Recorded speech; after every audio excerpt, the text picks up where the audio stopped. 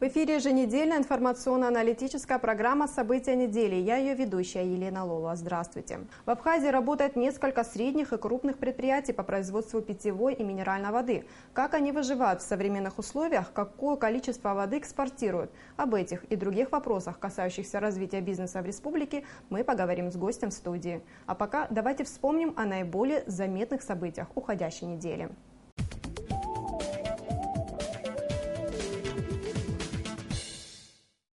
14 сентября в Абхазию с трехдневным рабочим визитом прибыла делегация Совета Федерации России во главе с председателем Комитета по обороне и безопасности Виктором Озеровым.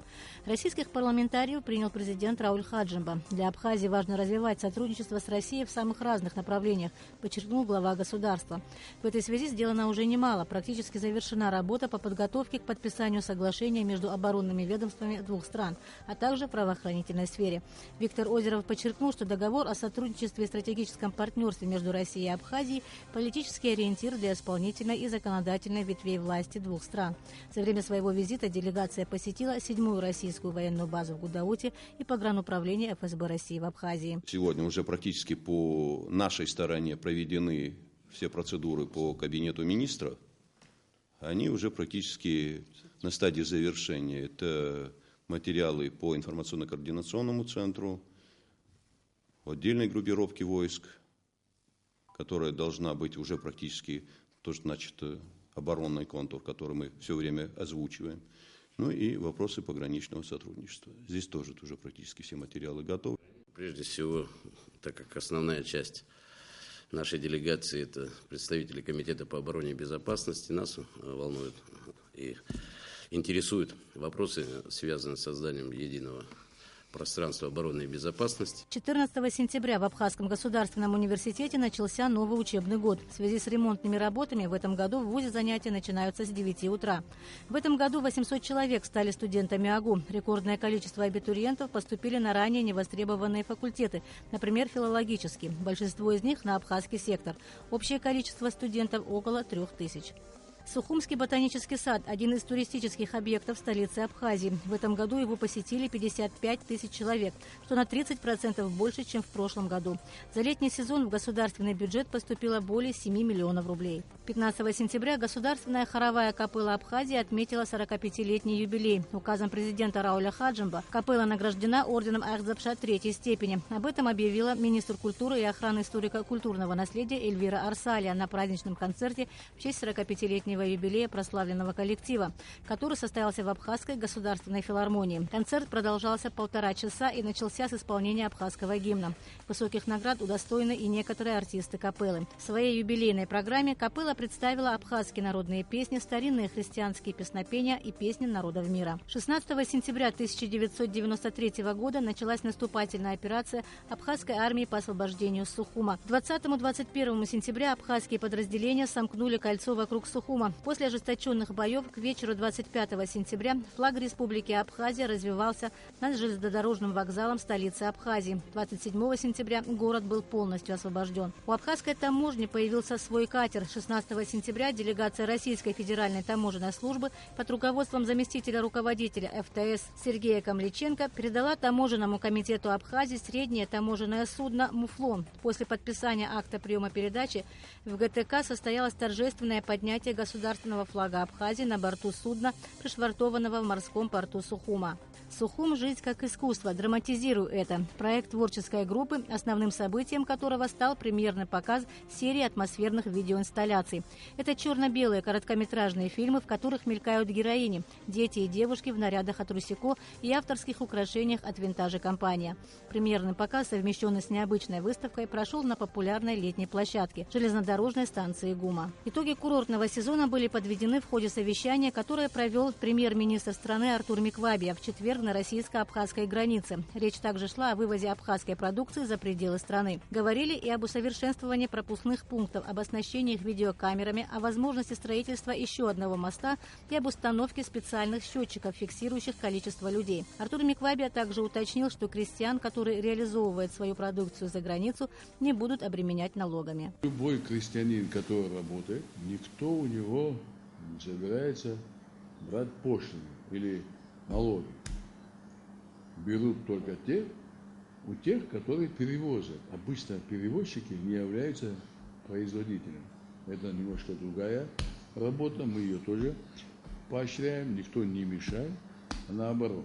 Если мы не будем решать эти вопросы, то наше дальнейшее развитие, экономическое, социальное, конечно, будет содерживаться. 17 сентября на расширенном заседании Комитета парламента Абхазии по международным и межпарламентским связям депутаты рассмотрели соглашение между Абхазией и Россией о передаче для отбывания наказания лиц, осужденных к лишению свободы, и о взаимной правовой помощи по уголовным делам. 2 российско-абхазских соглашения были одобрены и рекомендованы для вынесения на ближайшую сессию для ратификации. Договор, в первую очередь, направлен для создания условий социальной реабилитации лиц, осужденных к лишению свободы, путем разрешения отбывания им наказания в государстве и их гражданства, с тем, чтобы им было легче адаптироваться и после отбывания наказания уже вернуться к нормальной жизни в обществе. Генпрокуратура Абхазии дала согласие на возбуждение уголовного дела в отношении генерального директора РУП «Абхазчай» Астамура Оторба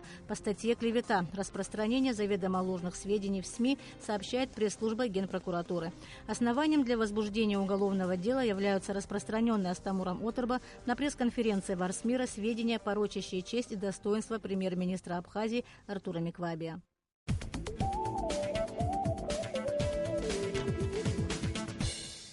Это все, чем запомнилась эта неделя. А сейчас поговорим о том, какие бизнес-проекты довольно успешно развиваются в Абхазии. Эту тему мы решили обсудить с первым вице-президентом Торгово-промышленной палаты Абхазии, экономистом Адгуром Лужба. Он сегодня в нашей студии. Здравствуйте, Адгур Нурбевич. Добрый день. Я предлагаю для начала посмотреть сюжет, в котором дается динамика производства питьевой минеральной воды, и послушать, что говорят о своем бизнесе одни из ведущих экспортеров воды. Производство питьевой воды и лимонадов – один из сегментов абхазской экономики. За последние 3-4 года нашим предприятиям по производству бутилированной воды удалось закрепиться на внутреннем рынке и даже заявить о себе за рубежом. Завод минеральной воды Абхазии выпускает знаменитую Ауатхару, несколько видов лимонадной продукции, а также питьевую воду Сухумский родник. Все оборудование завод приобретал на свои средства, без какой-либо помощи со стороны. Только своими силами. Ни рубля мы ни у кого абсолютно и не просили, и не занимали, и в кредит не брали. Только надеясь на себя, идем вперед. В 1996 году здесь расчистили территорию бывшего консервного завода и начали производство воды. Именно тогда предприятие, преодолевая трудности становления, выпустило свою первую партию – 200 бутылок Ауатхары. Сегодня предприятие только на одной из своих линий выпускает до 1800 бутылок 1,5-литровой минеральной воды в час. Когда все так красиво, все так крутится, вертится, работает, всем кажется, что это так и было. А мы здесь начинали с нуля, здесь практически с вывоза только мусора и начали. Производственные линии полностью автоматизированы, что позволяет ускорять процесс выпуска продукции. Также наклеивают и этикетки. Благодаря этой установке всем привычный внешний вид приобретают около 3000 бутылок в час. В новом цеху розлива также установлено передовое оборудование. Линия производительностью минеральной воды до 5000 бутылок в час и до 3000 бутылок в час лимонадной продукции. По словам Заура Сакани, объемы производства на сегодняшний день достаточно для Абхазии и даже больше. Мы на сегодняшний день вывозим продукцию в Россию, именно в Москву и в Крым.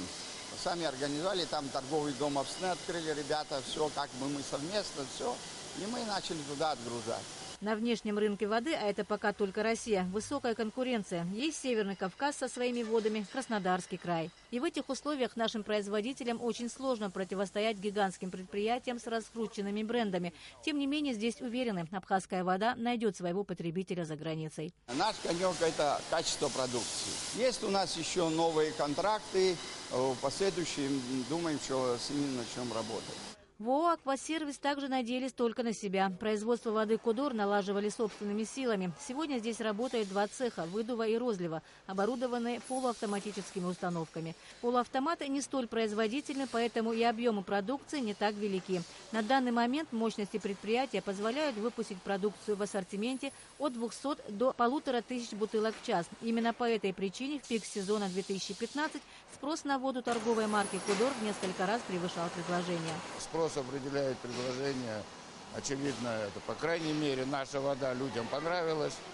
Даже с Москвы запрашивают нас по электронной почте, где в Москве мы можем купить вашу воду. К сожалению, пока до Москвы нам далеко.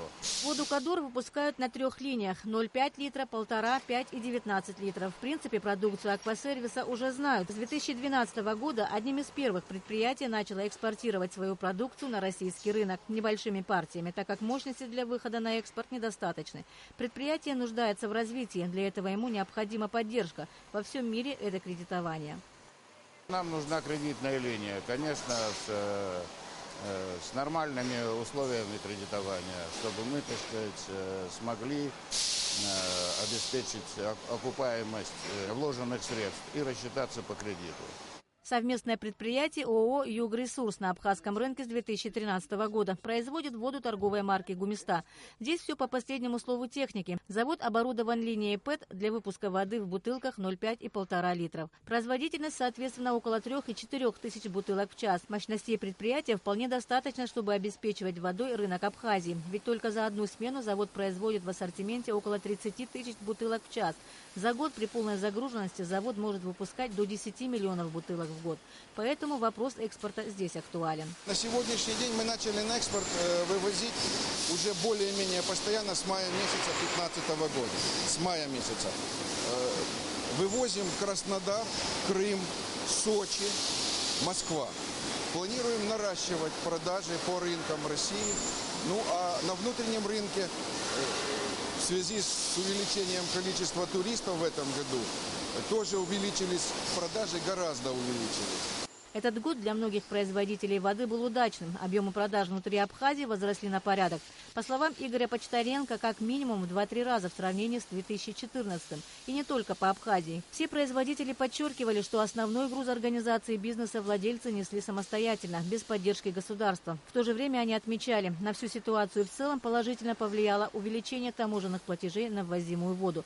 Это позволило абхазским производителям насытить потребности республики. На внутреннем рынке нам это хорошо помогло. Дело в том, что отдыхающие приезжие, они привыкли к своим водам, да? Не хочу рекламировать, но стереотип складывается, покупают свою. Но на контрасте цены, когда наша бутылка стоит 35 рублей, а ихняя 50, соответственно, начались более широкие покупки нашей воды. А ее, если один раз попробуешь, то потом будешь покупать и дальше. Проблемы производителей воды в Абхазии в принципе одинаковые. Кому-то необходимы дополнительные мощности, кому-то нужно разнообразить линейку продукции и всем найти новые рынки сбыта. Во всех этих вопросах существенную поддержку может оказать государство, как с точки зрения кредитования бизнеса, так и с точки зрения принятия законов, поддерживающих предпринимательство. Белла Кварча, Роберт Ломия, Абхазское телевидение. Итак, Адгур Нурбеевич, одно из перспективных направлений в экономике – это продажа питьевой минеральной воды. На ваш взгляд, что нужно сделать для того, чтобы увеличить экспорт питьевой минеральной воды? И проводили ли вы анализ абхазского экспорта воды? Конечно, безусловно, вода, питьевая вода является одним из таких хороших направлений экспорта Республики Абхазия, поскольку в республике достаточные запасы питьевой воды высокого качества, и в современных условиях мировых это становится достаточно значимым товаром для потребления. Для Абхазии, конечно, вода могла бы стать одной из существенных экспортных составляющих, поскольку все предпосылки для этого есть. Ежегодно экспорт этой продукции растет и имеет перспективу серьезного увеличения. Для того, чтобы увеличивать объемы, в основном, конечно, это экспорт в Россию, как я понимаю, на первом этапе, не говоря уже о других странах в последующем, можно увеличивать за счет раскручивания торговых марок наших производителей. Все это делается различными рекламными кампаниями. Можно делать это, представляя на различных ярмарках, специализированных мероприятиях, связанных с рекламой воды, которые могут проводиться на территории России, для того, чтобы наши бренды и наши торговые марки воды стали бы узнаваемыми. Мы еще и в выигрышном положении находимся, потому что у нас большое количество туристов посещает нашу республику в течение летнего курортного сезона. А это потенциальные потребители, потенциальные информаторы, что ли, о том, какая вода производится и продается в республике Абхазия. Я мог бы привести аналог с нашими винами. Да, тоже был определенный период, когда объем вывоза наших вин в Россию был невысокий, однако с развитием и увеличением потока туристов ежегодно в период курортного сезона этот вид продукции стал востребованным уже и на территории Российской Федерации, жители и граждане которой в основном составляют основной поток наших туристов. При активной рекламной кампании абхазских вод за какой период можно завоевать российский рынок? Так трудно сказать. Конкуренция на российском рынке очень высока. У них достаточно серьезно представлены их внутренние производители, и конкурировать с ними достаточно сложно. Тем более, что они присутствуют на этом рынке уже давно. О временных факторах говорить трудно, но интенсивность и частота рекламных акций и пиар-компаний, я думаю, что могут привести к результатам в ближайшие пару лет. Вы активно общаетесь с российским бизнесом. Проявляют ли они интерес к абхазской воде? Спрашивают ли они у вас, как можно наладить бизнес? Поскольку мы часто выезжаем на различные ярмарочные мероприятия и выставляем там всю абхазскую продукцию, и в линейке нашей абхазской продукции, начиная с вин, меда, аджики и других продуктов, в последнее время обязательно присутствует и вода. То есть люди активно интересуются вообще всем, что происходит в Абхазии, потому что она слывет экологически чистым регионом, и то, что касается пищевой продукции, к ней всегда повышенный интерес. И от такого рода площадки обязательно надо использовать для пропаганды и дальнейшего продвижения этого продукта. Адгур Нурбеевич, давайте теперь поговорим конкретно о работе торгово-промышленной палаты. Скажите, какое количество предприятий и предпринимателей на данный период объединяет торгово-промышленная палата?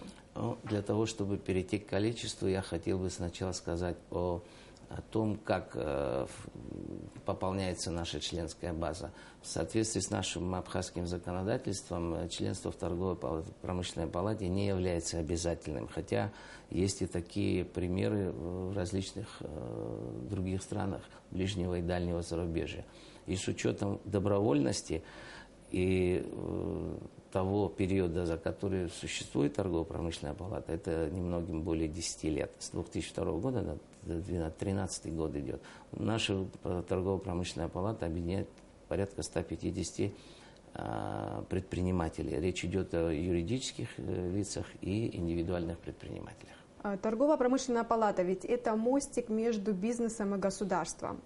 Как вы отстаиваете перед органами госвласти интересы, законы, интересы среднего и крупного предпринимательства? И как вы содействуете развитию бизнеса в Абхазии? Вообще, как бы вы оценили эффективность вашей работы? Содействие предпринимательству нельзя рассматривать в таком прямом виде, да, в том смысле, что если у предпринимателя возникла какая-то конкретная проблема, он придет в торгово-промышленную палату, и мы пойдем сразу же защищать его интересы. Речь идет не об этом. Когда речь идет о защите интересов предпринимательства и предпринимательского сообщества вообще, речь идет о том, чтобы была сбалансирована законодательная база, которая бы регулировала предпринимательство в нашей республике. Мы все прекрасно понимаем, что уровень экономического благосостояния государства в первую очередь лежит на плечах предпринимателей. Это налогоплательщики, это те люди, которые формируют финансовую основу любого государства. Поэтому предприниматели должны работать и осуществлять свою деятельность в пространстве полном, как говорится, в открытом. Правила игры, которые определяет государство в виде законодательных актов, в виде системы налогообложения, в виде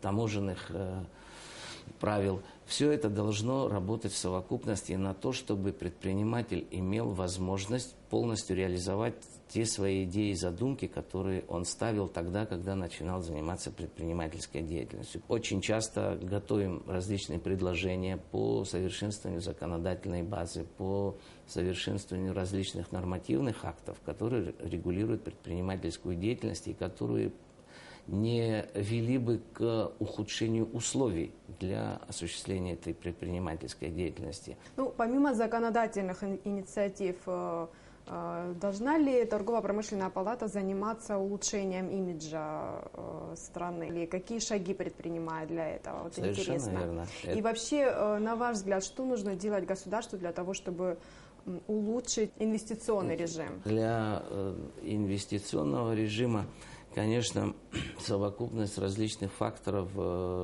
достаточно большая. В первую очередь у инвестора должно быть доверие к государству, чтобы он мог, не оглядываясь назад, свободно ввести сюда свои деньги и построить здесь свой бизнес. Второе. Государство должно создавать преимущественные условия для серьезных инвестиций, которые могли бы быть реализованы на территории нашей страны. В-третьих, мы считаем, что государство должно определить перечень приоритетных отраслей и направлений, в которых бы инвестиции были бы крайне желательны. Будем так говорить. Этого перечня нет. Этого перечня, к сожалению, нет. И мы не раз предлагали, государственным органам, чтобы они бы подготовили бы перечень конкретных инвестиционных проектов, которые можно было бы в виде законченного документа предлагать тем или иным инвесторам. Поскольку мы часто бываем на различных форумах, различные предпринимательские сообщества приезжают сюда, мы организуем всевозможные бизнес-туры по привлечению сюда предпринимателей, как и российских, так и у нас было несколько примеров приезда сюда турецких предпринимателей, то есть чтобы перед ними разложить конкретные пакеты с тем или иным направлением, куда бы они могли вложить свои деньги под гарантией государства. Часто мы ездим, и мы всегда видим, что там вот эти бизнес-проекты, в которых заинтересована та или иная территория, они сформулированы четко, они сделаны расчеты, они сформатированы, что ли, в журналах, их публикуют в средствах массовой информации. То есть любой, который заинтересован работать в этом регионе, может полистать и найти приемлемые для себя направления, в которые он мог бы вложить деньги. Вот этого, к сожалению, у нас нет. Торгово-промышленная палата отслеживает ли, какое количество предприятий открылось в этом году и сколько предприятий прекратило свое существование и по каким причинам? Но, к сожалению, точной статистики у меня нет. Это Министерство юстиции у нас и регистрирует, и ликвидирует. Но то, что на сегодняшний день предприятий открывается меньше, чем это было раньше, я могу сказать, потому что вот условия, связанные с экономическим кризисом, с трудностями в ведении бизнеса, это, конечно, сказывается на количестве открывающихся предприятий и, соответственно, закрывающихся тоже, потому что в этих условиях выживать экономически достаточно трудно. С какими проблемами бизнесмены к вам идут? И с годами меняется ли характер проблем, с которыми они сталкиваются? Сказать о том, что годами у нас одни и те же проблемы, я бы не сказал. То есть, если взять их в целом как направление, может быть, и они и есть. Это и моменты, связанные с несовершенством нашего налогового законодательства, с несовершенством нашей правовой системы. Есть моменты, когда это связано и с безопасностью ведения бизнеса. Они как бы все время видоизменяются, поскольку экономические условия тоже со временем меняются. То есть сказать, что одна и та же проблема была 20 лет назад, и она существует и сегодня. Вот в целом, как направление взять, да, это законодательство, это правовая база и так далее. А вот сказать, что конкретно именно такая локальная проблема была 20 лет и сегодня, таких вещах говорить сегодня трудно. Движение все равно происходит. Государство постепенно, поэтапно проводит различные изменения, дополнения и несколько усовершенствует те правила, которые устоялись. Но так или иначе хотелось бы, чтобы это проходило более быстро, с учетом меняющихся явлений, тогда бы, мне кажется, эффективность была бы гораздо выше. Как за этот год расширилась география торгово-экономического сотрудничества Торгово-промышленной палаты? И вообще, что дает стране расширение внешнеэкономического сотрудничества на уровне торгово-промышленных палат? География достаточно широкая. Мы только в этом году побывали в Германии 2 раза, в Италии 2 раза, в Курдистане и в Республике Сербска. То есть у нас много было различных поездок, связанных с проведениями. В основном это экономические форумы и выставочно-ярмарочные мероприятия. Для того, чтобы сказать о том, насколько это эффективно или там нужно, да, нашей республике, я бы вот хотел привести маленький пример, который я захватил с собой. Вот буквально вчера была пресс-конференция Министерства иностранных дел нашей республики и торгово-промышленной палаты по результатам поездки в Италию. И вот здесь достаточно емко высказался заместитель министра Кантани. Самая посещаемая выставка страны, в которой ежегодно, то есть в Италии, ежегодно принимают участие около 2000 итальянских зарубежных компаний, представляющих широкий ассортимент своей продукции. Стенд Абхазии пользовался постоянной популярностью, его посещаемость превышала 2-3 тысячи человек в день. Все интересовались, что за страна Абхазия, для многих это было в новинку.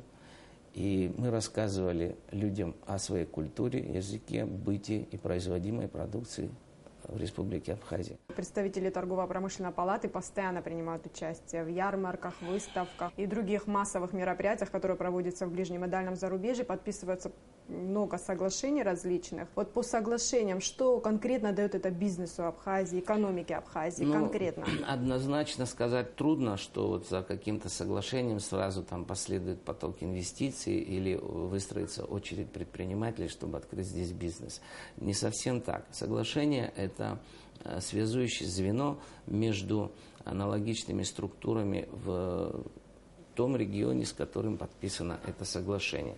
В дальнейшем все переходит в рабочую плоскость после установления вот такого делового контакта. Потом происходит обмен информацией. Потом зачастую происходит обмен бизнес-делегациями, которые приезжают сюда и, значит, могут своими глазами увидеть, что происходит в республике, как построена экономика республики, где бы они могли найти себе применение с учетом ее там, географического положения или тех направлений экономики, которые сегодня здесь присутствуют.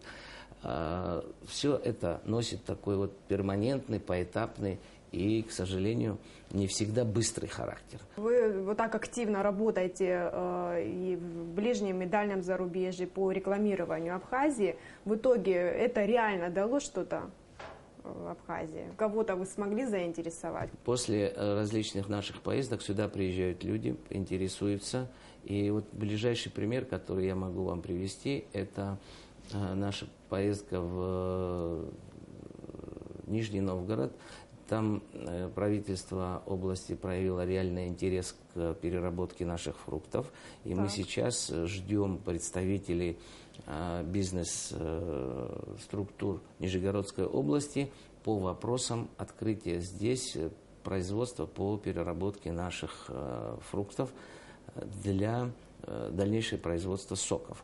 Я думаю, что этот разговор был на уровне министра сельского хозяйства. Вот буквально неделю назад я был в составе делегации, которая была там, и был заместитель министра сельского хозяйства нашей республики Владимир Дмитриевич Дауров. Разговор был конкретный, и мы ожидаем, что вот из этого должно обязательно получиться конкретное дело. Адгур Нурбеевич, и последний вопрос к вам как экономисту.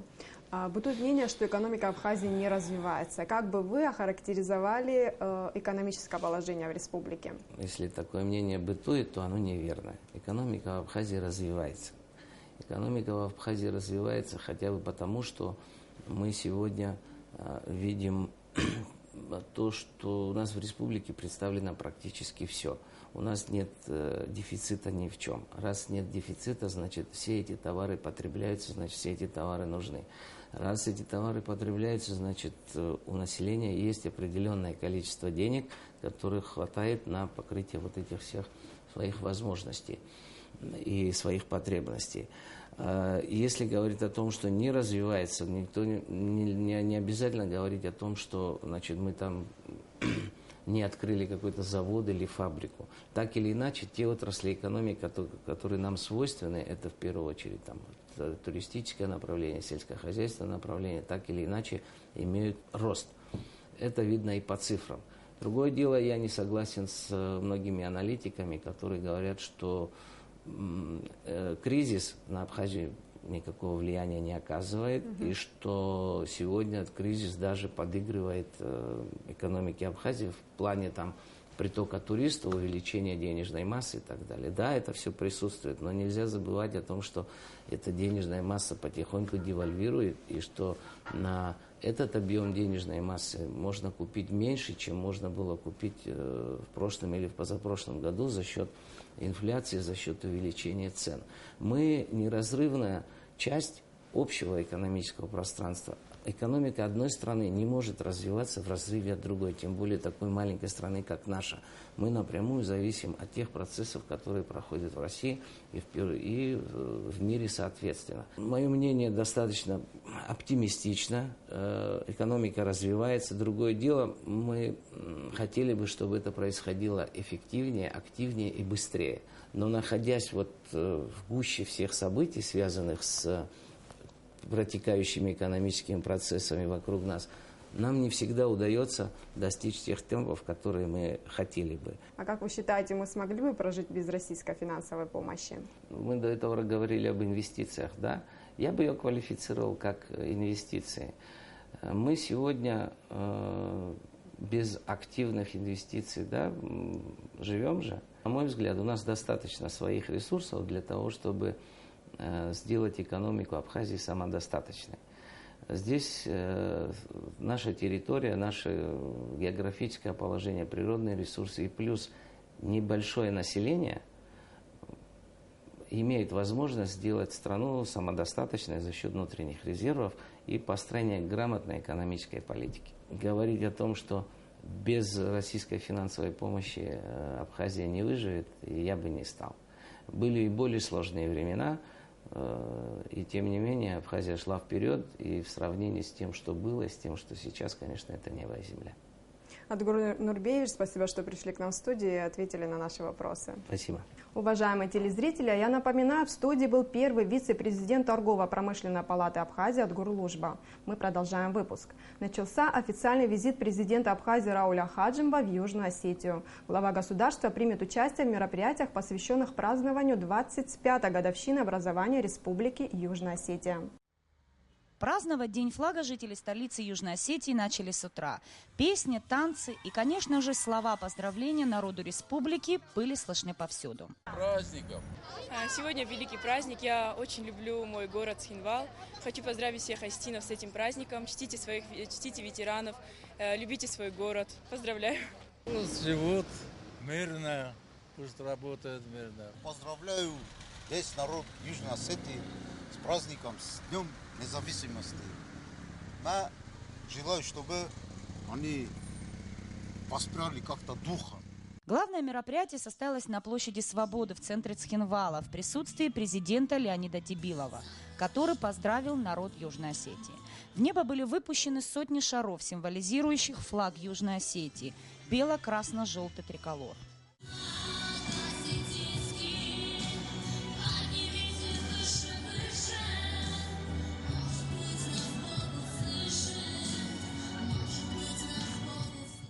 Для меня этот праздник великий. Все должны знать, что до 1992 года государственный флаг, он был, просто были и у аланов, у скифов, у всех были флаги, но такого официального не было.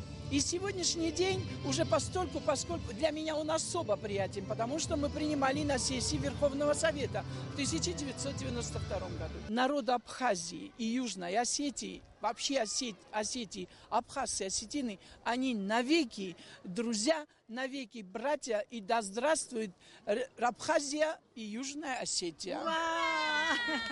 Что особо радует, осетинская речь слышна повсюду. В этой стране все от мала до велика говорят на родном языке. Улицы города украшены государственной символикой, на которой цифра 25 видна издалека. Следов самой кровопролитной войны в новейшей истории Южной Осетии августа 2008 года в Цхинвале уже практически нет. Лишь кое-где еще остались разрушенные здания, а на некоторых еще видны следы пуль. Цхинвал нас встретил по-настоящему летней жаркой погодой. Несмотря на то, что на дворе осень, вторая половина сентября как-никак, люди одеты во все летнее, с коротким рукавом.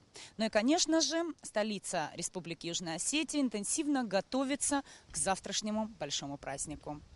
Нисфаршба Беслан Джинджоли, Абхазское телевидение, Южная Осетия, Цхинвал.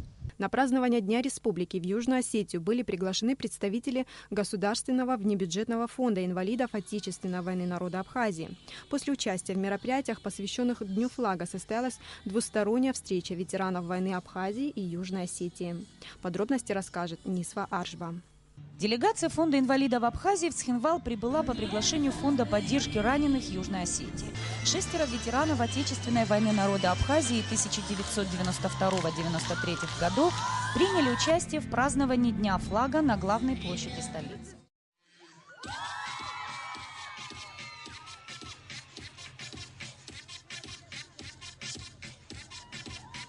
Далее встреча продолжилась в помещении Фонда раненых Южной Осетии, где наших ветеранов приветствовали известные общественные деятели республики. Председатель Фонда инвалидов Абхазии Бадри Агарба к своим осетинским братьям приехал не с пустыми руками. Флаг Республики Абхазия и юбилейная серебряная монета с изображением первого президента Абхазии Владислава Ардзенба отныне будут находиться здесь. От народа Абхазии, ветеранов, инвалидов войны Республики Абхазии, поздравляем братский народ Южной Осетии с этой знаменательной датой в истории становления демократического социально развитого государства. Народ Абхазии и Осетии не понаслышку знает, что такое война. Наши братские народы бок о бок сражались за свою независимость. Ценой жизни наших братьев и сестер была завоевана эта свобода. Дай Бог, чтобы Осетия жила и процветала. Эти люди принесли свободу своим народам ценой собственного здоровья. Многим из них война нанесла страшные увечья. У руководителя Фонда поддержки раненых, ставших инвалидами в ходе боевых действий на территории Южной Осетии, Мадины Плеевой, протезы на обеих ногах. Имя этой осетинки вошло в историю борьбы за независимость народа Южной Осетии. Все свое время она отдает раненым, старается сделать их жизнь лучше. Мы, братья, мы одной рукой раненые, от одного фашизма пострадали, потеряли сыновей без вести, пропавших много. Мы должны сейчас показать пример такой, Бадри Иванович, чтобы как были и как завоевали независимость, чтобы в том же духе продолжали мы поддерживать нашу братскую Абхазию и Южную Осетию. Представители Фонда инвалидов Абхазии также примут участие в праздничных мероприятиях, которые пройдут в Цхинвале уже завтра. Нисфа Аршба Беслан Джинджоли, Абхазское телевидение. К другим новостям. На территории курортного комплекса Пицунда впервые прошел фестиваль по рок-фишингу морской рыбалки. Накануне состоялось открытие лично-командного чемпионата на Кубок президента Абхазии по ловле спиннингом с берега. В состязании приняли участие команды из Сухума, Гагры, Пицунды и поселка Бзыпта. Также приехали именитые команды из России. Чемпионат на Кубок президента – это соревнование международного формата с получением квалификационных разрядов. Федерация рыболовного и охотничьего спорта Абхазии, образованная в недавнем прошлом в Гагарском районе республики, намерена вести пропаганду легальной рыбной ловли и охоты, а также проводить различные соревнования. Приветственное обращение главы государства Абхазии к участникам соревнований зачитал советник президента Амиран Лагвилава. Такого рода мероприятия всегда яркое событие, и его с нетерпением ждут как и специалисты, так и любители этого захватывающего вида спорта. Эти соревнования, несомненно, подарят настоящий праздник и участникам, и многочисленным любителям спортивной рыбалки в нашей стране. Уверен, что все участники хорошо подготовились и продемонстрируют свое мастерство, выдержку и командный настрой. Абхазский государственный драматический театр в Москве. В эту пятницу актеры сыграли «Самоубийцу» по Николаю Эрдману и «Бешеные деньги» по Александру Островскому. Актеры выступили на сцене одного из самых известных московских театров «Эцетера» под руководством актера и режиссера Александра Калягина. Спектакль собрал полный зрительский зал. Гастроли театра завершатся 19 сентября. Они организованы в рамках культурного сезона «Россия-Абхазия». На сегодня это все. Спасибо, что были с нами. Увидимся на следующей неделе в это же самое время. До свидания.